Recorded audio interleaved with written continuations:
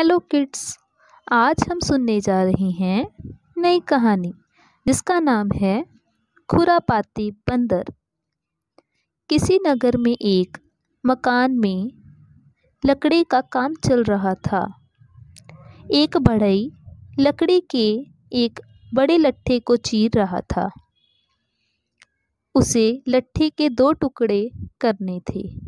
उसी काम में दोपहर होने पर वह लट्ठे को पूरा चीर ना सका।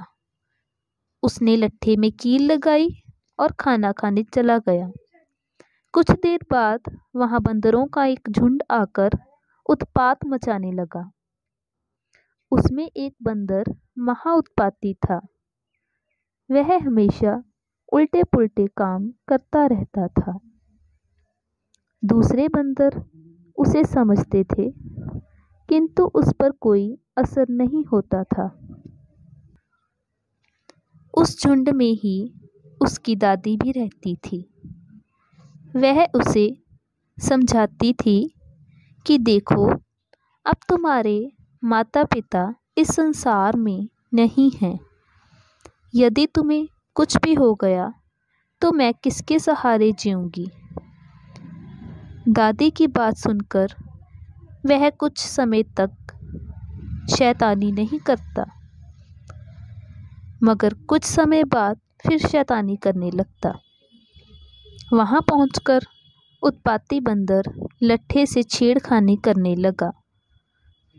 कुछ देर तक वह इधर उधर देखता रहा। उसकी नज़र गड़ी हुई कील पर पड़ी। वह कील के पास पहुंचा और उसे हिलाने लगा, मगर कील टस से मस नहीं हुई।